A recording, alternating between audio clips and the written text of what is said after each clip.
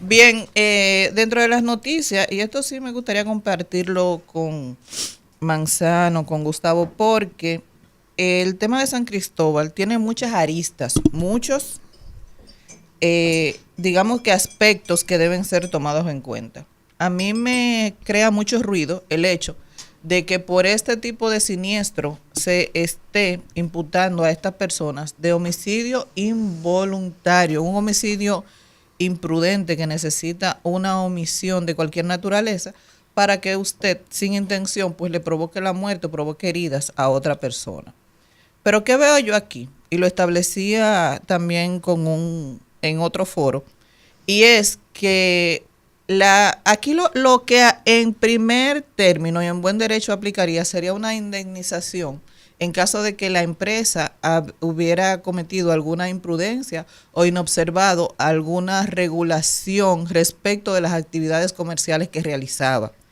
No sé si ustedes vieron el informe de los bomberos, yo lo tengo a mano. Pásamelo.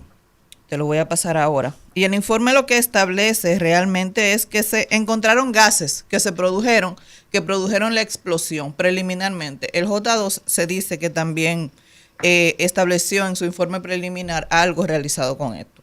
Vinculado a alguna sustancia. Vinculado a alguna sustancia, pero según se comenta también o se ha informado, esta empresa lo que hacía era que recogía plásticos viejos y los cortaba y los trituraba, que no hacía un proceso químico per se. Eso es lo que ha salido hasta el momento. Ahora, ¿qué yo veo aquí? Lamentablemente, el resultado ha sido nefasto. No pudo haber sido peor el resultado en cuanto a pérdida de vidas humanas, mutilaciones, personas heridas, afección psicológica, pérdidas materiales de todo el que está en el entorno. Señores, pero esto es una infracción que en principio sería solamente indemnizatoria, y no digo una infracción, un suceso, donde en caso de que estas personas hayan cometido alguna falta, da lugar a una reparación económica. Es con dinero que se resuelve ese tema, no con prisión. ¿Por qué? Porque supongamos que ellos realmente hayan inobservado alguna regulación, materia municipal, que es el área de la relacionada que manejo, además de la penal en este sentido, y que esas personas estuvieran operando sin un uso de suelo adecuado, que estuvieran operando sin licencia medioambiental, que no siguieran los reglamentos de ejecución que imponen los bomberos o las normas de urbanismo.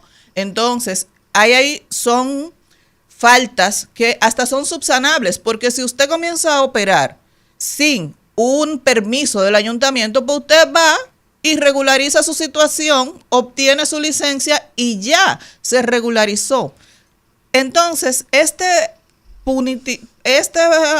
punitivismo, es verdad la palabra, mediático que queremos tener con todo, apresar a estas personas, donde ya inclusive hemos tenido declaraciones o pronunciamientos de entidades extranjeras como la USAID, donde te está diciendo República Dominicana, la prisión preventiva no es la solución a todo. Déjame ver mis ciudadanos, voy a vigilar mis ciudadanos que tengan prisión preventiva, porque estamos actuando, y se me ocurre este paralelismo, como si aquí estuviera permitida la muerte asistida y para cualquier situación médica la solución fuera entonces la muerte. No sé si me doy a entender. Si tú vas con una gripe al doctor y como aquí se permite muerte asistida, pues yo te voy a matar de forma asistida y voluntaria porque esa es la única solución que hay. Eso está pasando con la prisión preventiva. Usted robó, usted mató, todo es prisión preventiva, como lo ha dicho Rodolfo Valentín. Pero volviendo a esto. Volviendo, y perdón, Evelyn, para tomar un punto que tú destacabas hace un momento. Hablaba el Ministerio Público de la emanación de gases provenientes del calentamiento de un plástico y de un uso incorrecto de unos supuestos químicos. Ahora bien, tú tocabas un punto muy importante. ¿Quién era el encargado de supervisar el trabajo, lo que hacía esa fábrica o esa recicladora de plástico? ¿Dónde estaban las autoridades? Ahí va el sistema de vigilancia, que también se aplica para muchísimos otros aspectos, pero no deja de ser en todo caso, la ausencia de las autorizaciones correspondientes, señores. Y lo peor de todo es que ese tipo de falta tiene regulación propia.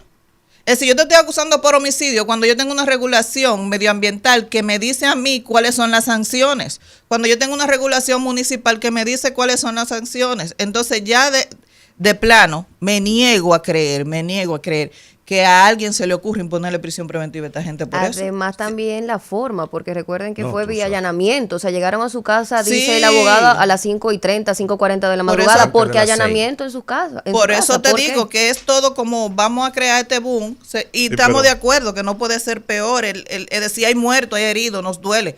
Pero la solución no es acabar con la vida de esta persona. Sí, no, pero yo también siento que ustedes como que están poniendo muy sencillo el tema. No. Es decir, el tema es indemnizatorio solamente. Espérate. Es indemnizatorio, es cierto. De hecho, pudiera yo ser del criterio de que si se inicia alguna acción penal, no se constituya en actor civil y se vayan por la vía civil a resolver el daño, la daño. situación de la indemnización. ¿Por qué? Porque un juez civil te va a analizar con la especialización que tiene y con una mayor cantidad de detalles el tema de la causa y el efecto en ese escenario. ¿Por qué? Porque la parte de la actoría civil está muy vinculado a la falta en el tribunal penal.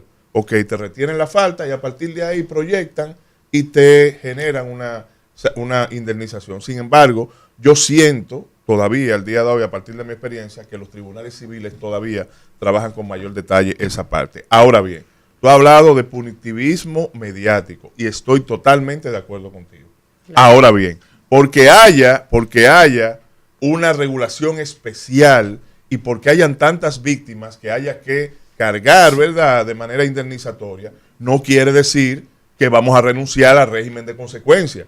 El régimen de consecuencia hay que aplicarlo y hay que dar un mensaje. ¿Se resuelve con derecho penal? No se resuelve con derecho penal, pero una inobservancia que ha causado un daño letal masivo no puede quedarse solamente con una situación. Pero una Pero observancia no solo de esta empresa, sí. por eso hablaba y por eso teníamos que involucrar la parte de la supervisión que Evelyn lo tocaba y además Evelyn nunca abordó desde el punto de que no sean llevados y que no se conozca este caso, sino que no necesariamente sea vía penal. Mira Evelyn, lo que te No, estoy y también- diciendo, no, y que sea vía penal, pero te lo voy a decir en buen dominicano. Es decir, no nos vendan el sueño de que esta gente van a pasar su vida en prisión o que van a ser condenados a muchos años porque hay muchos muertos. Señores, aquí estamos hablando de tal vez, por ponértelo como dije ahorita en mi área de expertise, que la ley 17607 te dice que esa falta lo que se castiga es con multa y con 2 meses de prisión, supongamos. Entonces, ¿qué va a pasar, Gustavo? Que cuando el pueblo llano que no entiende derecho se entere de eso,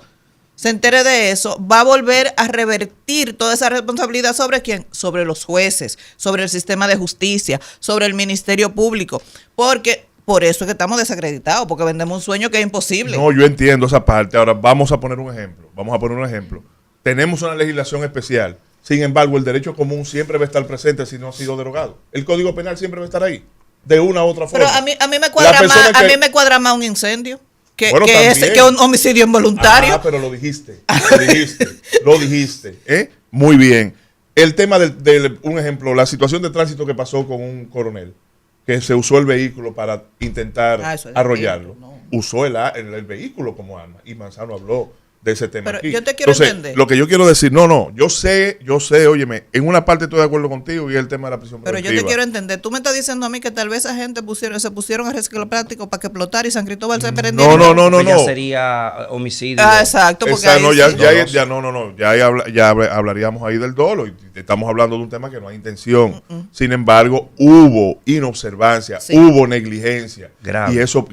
y eso puede identificarse. Ahora, lo que tú estás diciendo es no llamemos la atención a un punto de que a través de una prisión preventiva se va a resolver el problema, porque realmente no es así. Ahora, yo estoy de acuerdo que la investigación se haga con suficiente objetividad, se individualicen las responsabilidades. Ahorita ustedes hablaron del tema de, ve acá, ¿quién tenía el control? Como preguntó Laura, ¿quién tenía el control de esa parte? tomando en consideración que eso era una zona que estaba siendo visitada y se habían hecho levantamientos por autoridades porque ahí se iba a realizar una construcción específica, que no vamos a abordar ese tema, pero que las autoridades estaban presentes en la zona y que por ende, y perdón Evelyn, si yo voy a subir un parqueo municipal, lo primero que yo debo ver es todo lo que está ahí, Hay una obligación de y supervisión. en primera instancia todo el mundo sabe que cualquier empresa, organismo que se dedique a la parte del reciclaje se utilizan unos químicos, se utiliza también y hay más bien un almacenaje específico. Entonces lo primero que yo digo, ven acá, tengo esta empresa aquí, déjame yo verificar, supervisar o enviar a las autoridades competentes a ver cómo está eso. Yo siento que estamos buscando y que se buscó un culpable, el que se pudo, ¿verdad?, determinar de una manera más rápida para que la población tenga una respuesta, para que la población vea una acción de parte de las autoridades nuestras y que de esa manera San Cristóbal y el país en sentido general, porque fue una tragedia que conmocionó a toda la República Dominicana, no solamente a los sancristobalenses, pues diga, ok, están trabajando, están haciendo algo. Yo creo esa tesis. Tú sabes otro desafío que tenemos como el crecimiento del urbanismo, esto lo pone de manifiesto. Ese tema de hacer casas una al lado de otro sin control, como bien dice Laura, no hay una supervisión efectiva en ese sentido. Si eso se aplica, si esa regulación se aplica de manera efectiva, pues entonces, salvando la ocurrencia del siniestro, la afectación habría sido menor. Vamos a poner otro ejemplo a propósito de lo que ustedes tocaban ahorita del Coronel y demás. Una bomba de gas. Aquí las bombas están en zonas residenciales. Explota la bomba. Dios nos proteja, ¿verdad? Y que no suceda. 20 familias resultan afectadas. 40 muertos. ¿De quién es la culpa? Eso está sujeto a mucha... No, lo que pasa, Laura, que lo que tú traes a colación es algo interesante. Realmente hay una culpa civil que se llama quiliana, que es decir, aquella responsabilidad que nace si tú tienes la intención de provocar el hecho. No creo que ningún empresario de gaseoducto o de venta de gas vaya a querer que se explote. Pero y ahí hay un riesgo previsible y ellos tienen seguro. Pero ahí me voy con lo que les decía ahorita. Es que en principio lo que no debería estar es esa bomba de gas, para ponerles un ejemplo, en una zona residencial. Y aquí no tenemos ese control ya porque ha ido todo muy rápido, ¿verdad? O sea, no le estamos echando la culpa a ningún gobierno ni a ninguna autoridad de manera específica. A lo que me refiero es que pudiéramos crear vamos a hacer ese ejercicio de comparativo, aunque no vaya de la mano con el tema que hablábamos de la fábrica. Mira qué es lo que pasa. Por ejemplo, en las grandes ciudades, los conductos de gas van directamente al edificio, desde el Estado, y los regula, o desde las empresas, y el gas está ahí. Lo que pasa es que hay sistemas de control ¿verdad? Si produce una explosión, se cierran automáticamente. Y bueno, no provoca, tenemos que convivir porque es una necesidad y aumentaría el costo y al final el consumidor es que lo paga. Ahora, ¿qué es lo que pasa? Y ahí es que yo siempre he insistido, Laura, Gustavo y Evelyn, en el Código Penal nuevo. ¿Por qué? Porque si el Código Penal nuevo hubiese estado vigente, ahí están los delitos de comisión por omisión, que es cuando usted tiene el deber de hacer algo y no lo hace. Entonces ahí se convierte en un homicidio, porque señores, son 37 vidas. Hemos perdido el valor por la vida humana. Eso hubiese ocurrido en todo el país y jamás se lo hubiese. Usted sabe, pueblo dominicano, ¿cuál fue la solución que le dio el gobierno? Míreme, fue a darle 50,000 pesos a esa gente. Fue y le dio 50,000 y le dijo que le iba a dar un poco más. Y el Senado agarró, se quitó 10,000 pesos, qué sé yo, y le dieron 2 millones de pesos a 36 familias. Cuando pasó la Torre Gemela, fueron 2,296 personas y se hizo una comisión con fondos públicos para indemnizar. Y a todas las personas no se indemnizan iguales, se deben de pagar, perdón, no puedo utilizar la palabra pagar desde el punto de vista jurídico. Es indemnizar a las personas de manera diferente. No es lo mismo una madre soltera con 3 niños que una muchacha de los mismos 30 años sin familia. No es lo mismo una persona médico con 5 muchachos con compromiso con esto que una persona de la misma edad sin ningún nivel de tipo de educación o sin ningún tipo de nivel de hijo. Los daños son diferentes y para eso hay un cálculo matemático que se dio también utilizando, valga la redundancia, el ejemplo de la Torre Gemela.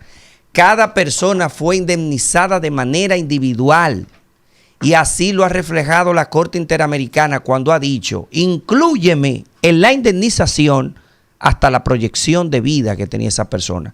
No es lo mismo una persona cargado de heroína, dependiente de drogodependencia, a una persona que haya tenido 3 máster, 3 idiomas y estaba proyectado a tener una cualificación en la sociedad altísima. Entonces, eso refleja eso. Y yo siempre he dicho, nos están engañando. Porque los senadores que tenemos duraron 4 años y le quedan como 9 o 10 meses ahí. Y no han aprobado el Código Penal. Y el Código Penal prevé 3 tipos de homicidio. El doloso, el que usted va y le da muerte a alguien porque se quiere. El imprudente, que es cuando usted que comete alguna inobservancia. Y el preintencional, cuando usted quería un resultado y al final salió otro. Imaginemos que yo y Gustavo vamos a atracar a alguien. Y ese alguien decimos, vamos a amordazarlo y agárralo por el cuello y le vamos a quitar la cosa. Pero en el momento del atraco, el tipo no se deja amordazar. Incluso lucha y terminamos matándolo. Pero la intención es robar. Son los homicidios preterintencionales. Y esa categorización no la tenemos definida en el código. Manzano, solamente añadir a tu valioso comentario el tema de los delitos por omisión. Tú sabías, esa figura es delicadísima. Sí. Y comisión por omisión. O sea, la figura, perdón, y la proyección de la misma y a quienes pudiera tocar en caso de la aprobación de esa figura. Y por eso tú te vas a dar cuenta, y es un tema que no ha salido, que no se ha debatido a nivel nacional. El tema se ha quedado en el aborto, pero ahí hay cuestiones de mayor profundidad que el aborto. El aborto es la cortina, porque la figura del delito por omisión incluso puede tocar al mismo presidente de la República. Claro, a todo el mundo. Todo el mundo, a pero partir de la responsabilidad incluso constitucional que tiene. Entonces, no es que el presidente o los presidentes no quieran, es que los legisladores, las personas que nos representan, ponen delante una serie de intereses que a veces no tocan ni siquiera lo que está más arriba, sino son de ellos, propios de sus islas, que generan. Pero Gustavo, vamos a poner un ejemplo. Entonces, espérate, vamos a decir... Antes que tú continúes, el tema medioambiental.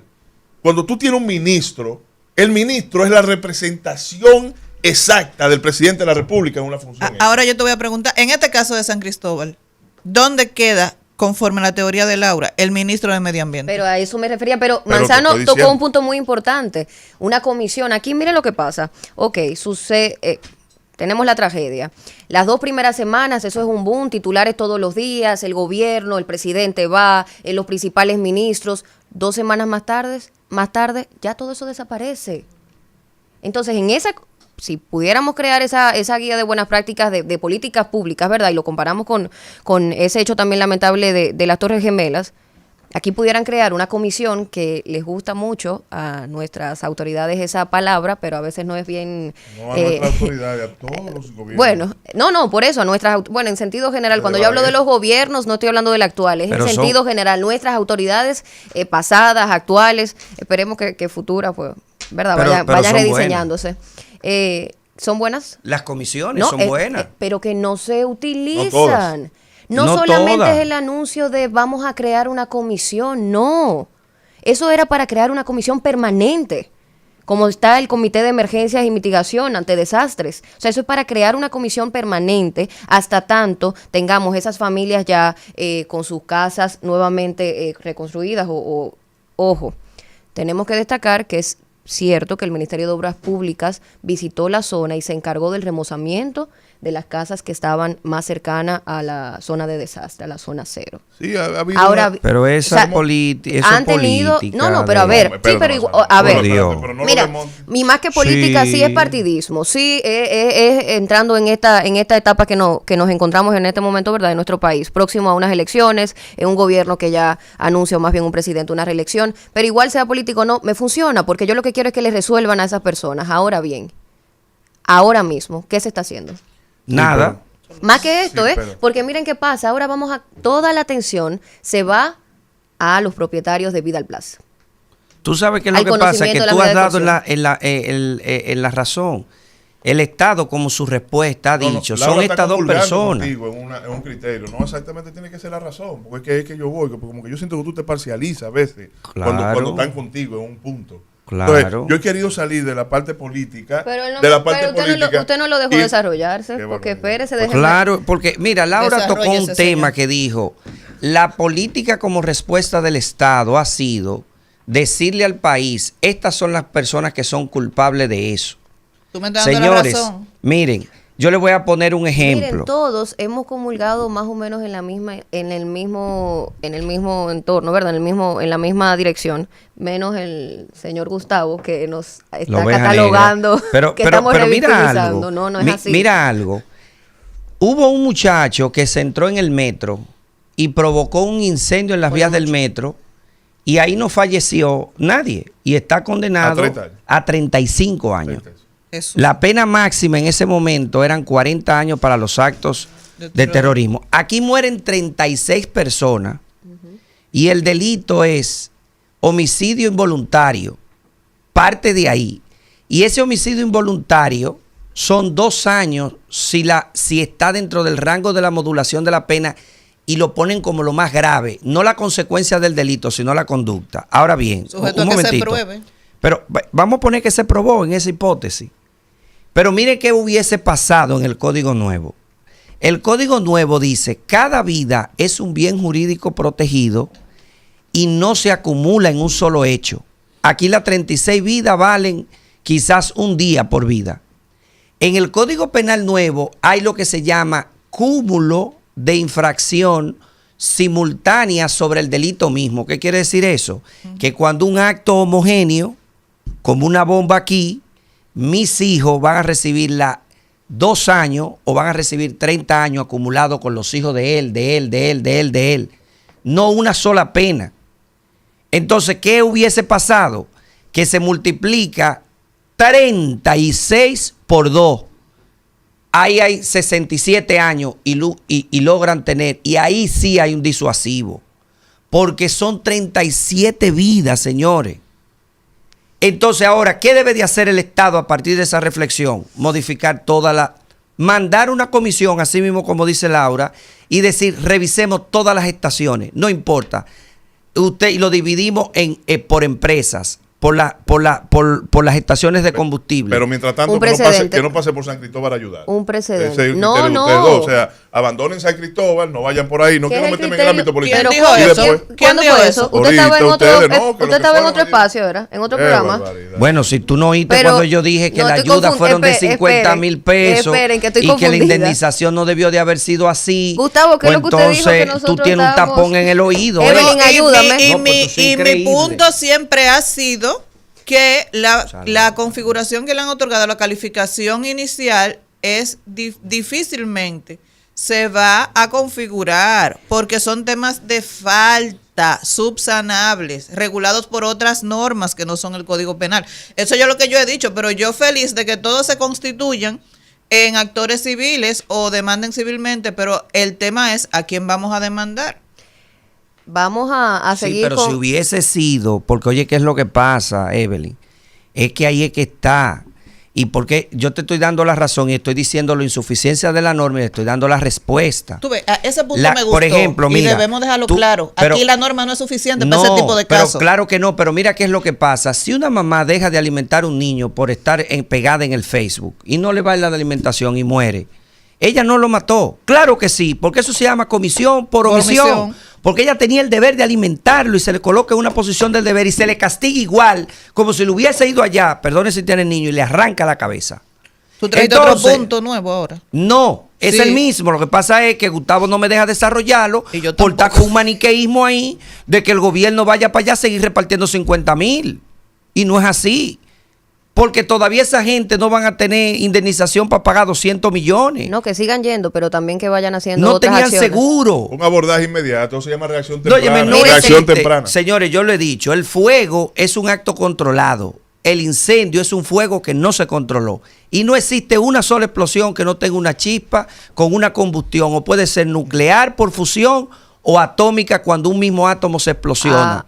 Entonces no existe ninguna explosión que no provenga de una sustancia química liberadora, y tiene que haber oxígeno porque en el espacio exterior no existen las explosiones.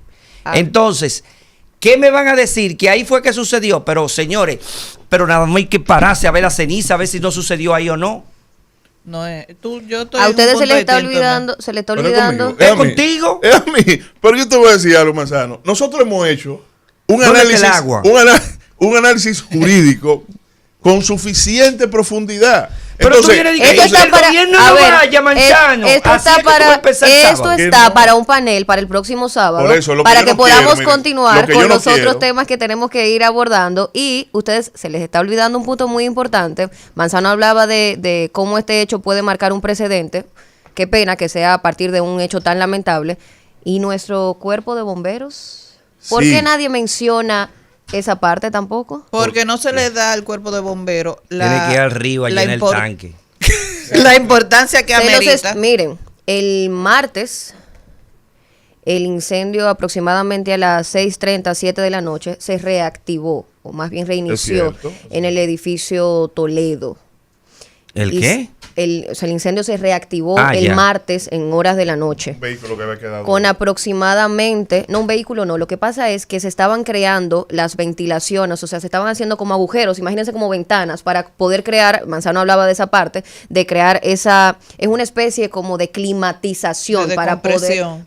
poder bajar el nivel, ¿verdad?, de la temperatura que estaba en ese edificio. El tema es, y abordo este punto, se reactiva o reinicia más bien en esta parte, y los bomberos estuvieron aproximadamente por 6-7 horas de manera ininterrumpida tratando de sofocar ese pequeño incendio que había en ese momento. Le estoy hablando al siguiente día en la noche.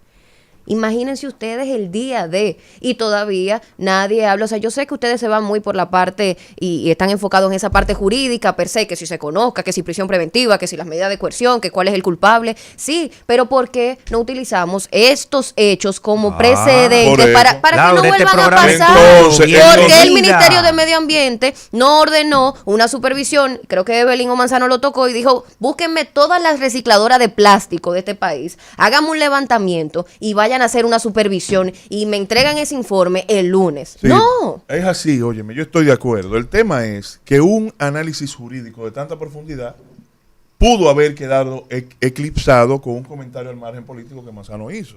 O sea, eso que me estoy pero- refiriendo. Miren, vamos a derribar mitos aquí.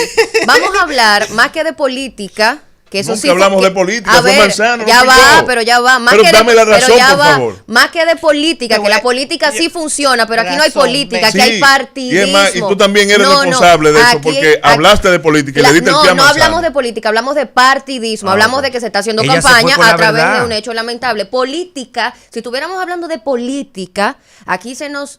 Que eso pasó, otro en un, nivel, es que otro eso nivel. pasó en un punto, pero como que no se mantuvo, que la oposición se les olvidara que son oposición, que el gobierno se le olvidara que había oposición, que todo el mundo se uniera y a unísonos, o sea, a una sola voz, a una sola acción, empresarios, instituciones, organizaciones políticas, partidos políticos, agrupaciones políticas y todo el mundo diga, vámonos para San Cristóbal. Y vamos a sacar eso adelante. Vamos a crear una comisión de trabajo y nos ponemos a su orden y vamos a darle para allá. Eso pasó los 3 primeros días porque tenemos que lograr ese titular.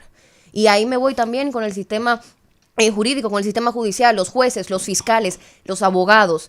Tenemos que dejar de buscar ese titular. Tenemos Estamos que de dejar acuerdo. algo Óyeme, más. Entonces Manzano Óyeme, erróneamente se monta ahí y viene que No. no, que no pero debieron bueno. ir allá a San Cristóbal. Evelyn, que vamos todo a está seguir bien. con el tema No, de, no debieron ir. de la prisión preventiva. ¿Qué les parece? Ok. A Ya, propósito de... Yo fijé postura, yo lo dije. Sí, aquí la prisión preventiva recibe un tratamiento como si tú tuvieras eutanasia y tú vas con gripe o vas con cáncer y toda la solución es la última opción, la más grave, la que no tiene retorno, porque la prisión preventiva no tiene retorno. Hemos tenido pues pronunciamientos de la USAID ya, la Oficina Nacional de Defensa Pública también se ha pronunciado regularmente y recordemos que aquí mismo anunció el magistrado Rafael Báez un plan de optimización para enfrentar el hacinamiento carcelario. La que no se ha escuchado nunca decir nada es a la Dirección General de Prisiones, Entonces, de ahí Servicio vengo. Penitenciario. Quiero que ustedes me La den su oficina- parecer, los 3, como abogados, ¿verdad? Bien activos. Ante la preocupación de diversos sectores, incluyendo el congresista norteamericano Michael McCall, sobre el supuesto uso excesivo de la prisión preventiva aquí en República Dominicana, la primera en responder a través de sus redes sociales, específicamente de la red social X, que es la antigua Twitter, fue la Procuradora General adjunta, Jenny Berenice. Y ella afirmó que República Dominicana es uno de los pocos países que después de la pandemia del COVID-19 redujo su población penitenciaria. Cito, la tasa de privados de libertad preventivos en la actualidad es de 21.5% menos que su promedio histórico. Y agregó que la población penitenciaria del país al 16 de agosto de 2020 era de 27.800 internos y que en la actualidad es de 25.714. Esto implica una reducción de 2020 a 2023 de 2.086 reos. Pregunto, Evelyn, Gustavo, Manzano, ¿qué hace Jenny Berenice respondiendo estas acusaciones y de dónde están esas estadísticas y dónde está la Dirección General de Prisiones? Bueno, que la magistrada Jenny Berenice realmente está relacionada con el rol que ella juega ahora en la Procuraduría General de la República, está relacionada con, tiene un ámbito, un radio de acción muy amplio. Y ella siempre se ha preocupado o ocupado de tener a mano estas cifras. Lo cierto es que más, aparte de lo que tú bien apuntas, me llama la atención cuál sería la causa de la reducción de la población penitenciaria. Porque puede ser que cumplieron su pena, porque la verdad es que el censo que realiza la Oficina Nacional de Defensa Pública y otras estadísticas con base de encuestas o por personas que han sido censadas también por otras instituciones, revela que tenemos un 60% de presos preventivos, porque aquí el tema no es la población carcelaria, no me lo lleves a ese plano. Aquí el tema es la imposición de la prisión preventiva, y eso yo diría que sería como hacer una encuesta a boca de urna. Vaya a las distintas oficinas de servicio de atención permanente, entonces determine de un rol de 15 cuántas prisiones preventivas se imponen. Eso es lo que tenemos que medir. El tema de la prisión preventiva, no de la población penitenciaria. Mira, la Oficina Nacional de Defensa Pública de la Charles de Gaulle, o de la provincia de Santo Domingo Este, ese departamento judicial, tuvo a bien realizar, creo que 25 solicitudes de un cambio, de las solicitudes de cambio de modalidad de cumplimiento de prisión. Señor, y no la cogieron ni una. De personas que ya han cumplido. Mira, yo no sé si de alguna manera el Estado va a tener que intervenir en alguna mesa multisectorial en donde participen jueces penales del país. Wow, mesa multisectorial. Eso es una comisión, ¿verdad? Existía. No, es más que una comisión, porque yo he participado. Cuando yo fui fiscal, yo participé, y las mesas multisectoriales, de manera semanal, quincenal o mensual, revisan, es una especie de observatorio, ¿verdad?, del sistema. Y te dicen cuáles cosas están ocurriendo, cuáles no, dónde pueden generarse correctivos. Pero esa mesa la vamos a hacer luego de tener unas estadísticas reales, ¿verdad? Me refiero para el tema de la prisión preventiva. Sí, pero luego de tener unas estadísticas, no que nos vamos a sentar. Pero es que las estadísticas las estadísticas son reales. No, reales en el sentido que a mí me segmenten, me digan, mira, son tantos reos de prisión preventiva, tantos con condena ya. Pero, sí, pero esos datos, mira. Esos datos los tenemos, perdón, Manzano. Esos solamente tenemos. Porque sí, ya ya la tenemos la invitada ya acá, tenemos que ir casi cerrando. Lo que yo quiero decirle es lo siguiente, es que hay muchos jueces que tienen el valor, Manzano, Evelyn, Laura, tienen la preparación para con objetividad revisar si existe peligro de fuga o no en determinado imputado.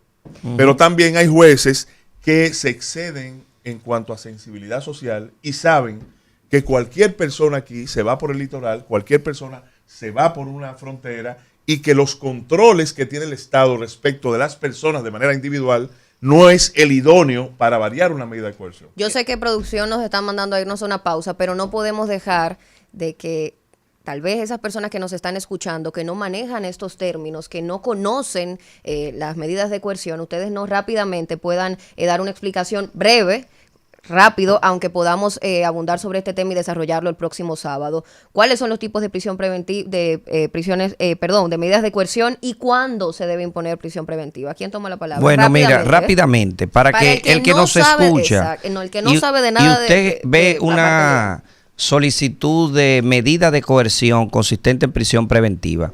Lo primero es que las medidas de coerción son personales y reales. Esa es la gran clasificación. Las reales es que a usted le inmovilizan fondos o le dicen que lleve garantía económica. En todos los delitos, sin importar su naturaleza en Estados Unidos, la fianza es obligatoria, no importa el delito, salvo las excepciones que sean de terrorismo, disparos en escuela, esos no. Y aún así se ponen una fianza altísima para no cumplirla. Tenemos la prisión preventiva o las medidas de coerciones personales. Esas son las que obligan a la persona para que pueda vincularse al proceso, para que sepa que está en un proceso judicial y que está siendo señalado ya como imputado.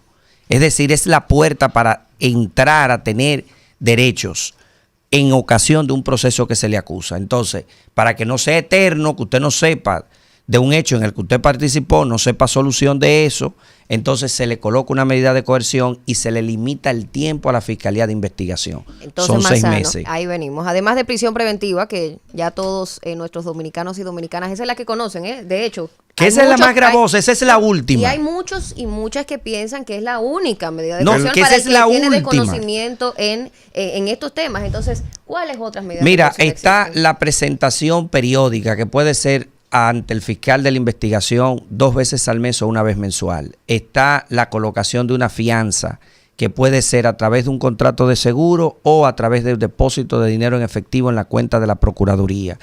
Está el arresto domiciliario con o sin vigilancia policial en el hogar. Está la imposición del grillete electrónico, que es para la geolocalización de áreas en específica. Y está también el impedimento de salida del país cuando usted se le coloca algún tipo de necesidad de que no salga del país, si es un extranjero, si es una persona con poca arraigo en República Dominicana. Los jueces pueden combinar varias de estas. A veces la colocan todas, que a veces sale mejor la prisión preventiva que colocarle todas las medidas simultáneamente. Que el arresto domiciliado, como una prisión también, no debe combinarse con otras, sin embargo suele combinarse. Claro, entonces hay medidas alternas que si no son bien medidas de coerción, los jueces la aplican y están habilitados, que es ir a centros conductuales cuando tienen problemas de pareja, y también centros de toxicológico cuando a una persona se le arresta con una porción que al parecer es de consumo, pero excede los límites legales, pues entonces se le combina eso. Vámonos a una pausa. Al regreso seguimos con más del contenido de Legal Radio. Ya nuestra invitada está por acá. Más adelante estaremos conversando con ella. No le cambie.